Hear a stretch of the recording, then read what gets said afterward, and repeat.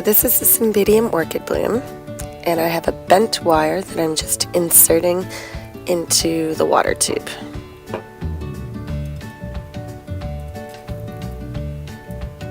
Just like that.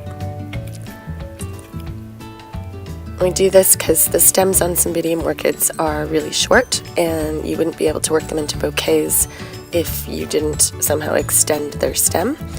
And keeping them in the water tube is great because it keeps them obviously with a water source. Now I'm using green floral tape. It's slightly waxy and slightly sticky, and we just wrap it all the way around the stem. That just gives it a uniform green look. It also tapes the wire to the water tube, and yeah, that's what we do as a first step to get all our orchid flowers ready to put into our bouquet.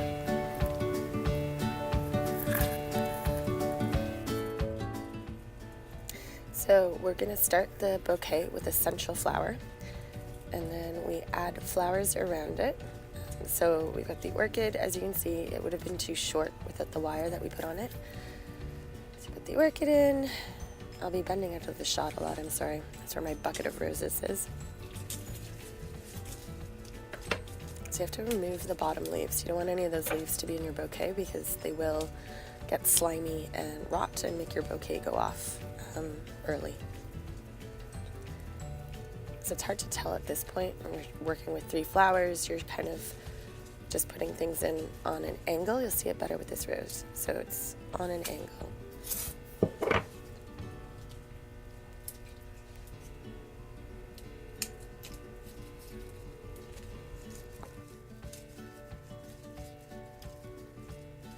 And you like to create sort of clusters. So the peony is large, 3 roses creates kind of like a cluster, the orchid, and it's sort of like a triangle shape as well. I'll show you at the end when I hold it up to the camera, so that it draws your eye across the bouquet.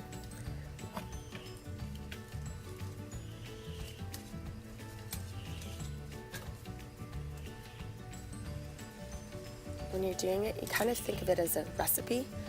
1 large peony to start, 1 orchid, 3 roses, 1 orchid, 3 roses, 1 orchid, 3 roses. So you get into sort of a rhythm of it, and that also helps you in buying your flowers because you know how many of each you're going to need. So you kind of think of it as a recipe.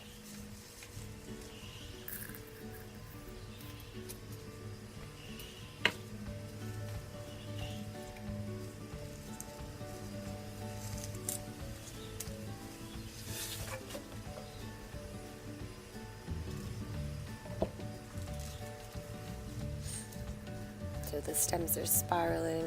I turn them, adjust the heads a little bit of the flowers because ideally you want them to be kind of flat and round.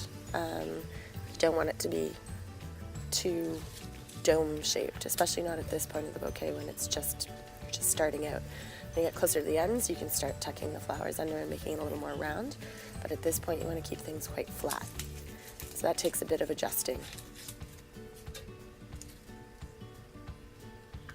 So there, not too bad for the sort of central core, central starting of the bouquet.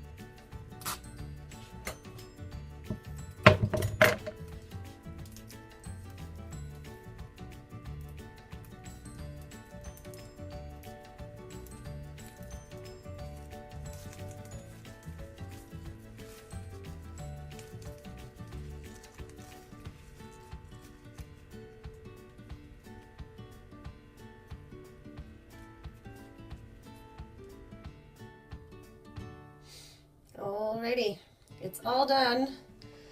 There are peonies and Cymbidium orchids and red roses and leucodendron in here.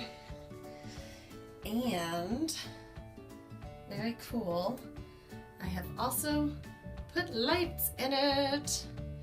So I will turn the lights on and show you what that looks like. 1 second here. Let me do this one. I don't know, why not? Who doesn't want freaking cool lights in their bouquet? Oh, that little wire's sticking out of it, but we'll fix that. So there we go. It's all wrapped and ready to head out into the big bad world. Cheers.